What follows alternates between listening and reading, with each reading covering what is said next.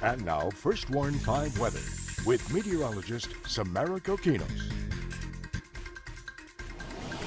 It is 6:42 on this Thursday morning. We're off to a very warm and humid start to the day. Let's put the temperatures on the board so you can take a look here in your city. Rio Grande City, McAllen, and Edinburg, as well as Port Isabel, all waking up at 82. Good morning to you in Weslaco, Harlingen, and Brownsville, waking up at 80, and it's currently 81 degrees in Raymondville. This is not what it feels like outside. You have to factor in the humid air. It's not going anywhere, folks. It feels like the mid to upper 80s across most of the valley. Feels like 90 degrees in McAllen and Rio Grande City. 91 is what it feels like in Port Isabel. So yeah, as the day goes on, we're going to heat up even more, and it's just going to feel downright oppressive out there this afternoon. I'll show you that in a minute. Right now, the winds are out of the south-southeast. They become fairly light, anywhere between 3 and up to 12 miles per hour. So with that being said, the small craft advisory that was on the Gulf waters has now been canceled. So there are no advisories out there. You can expect a moderate chop on the bay with seas averaging between 2 and 4 feet.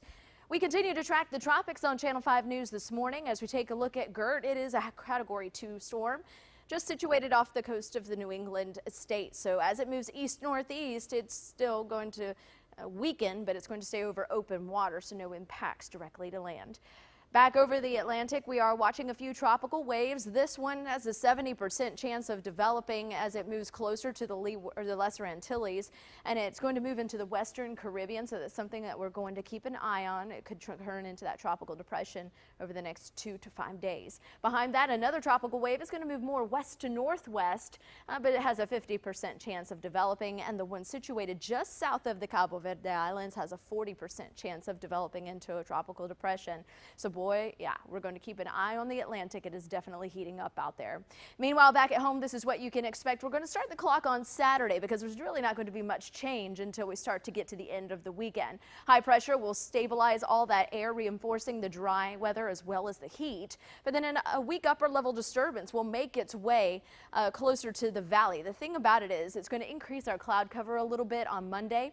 Hopefully we'll still have enough viewing potential for the solar eclipse that'll take place Monday afternoon. We'll see about 51% of the sun covered by the moon just after 1 o'clock in the afternoon on Monday. But remember, you need to have certified glasses to do that. So don't just go out there and look at the sun. It's definitely not healthy, and you could risk losing your eyesight. So just keep that in mind because coming up on Monday. Now, as we head into Tuesday, that area high pressure kind of backs off to the west. It allows for that weak upper level disturbance to get a little bit closer. So we could see a few spotty showers in the forecast. Nothing widespread, but it could be heavy with that increasing tropical moisture.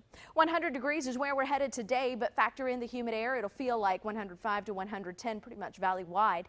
That south to southeast wind 10 to 15 miles per hour, gusting near 25 and even 30 miles per hour. It'll become less gusty overnight, mainly clear skies with low temperatures near 79.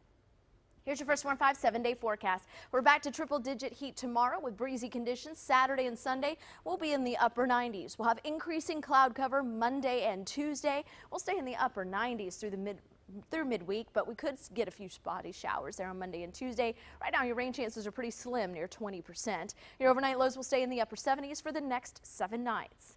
That's your updated First Warn 5 forecast.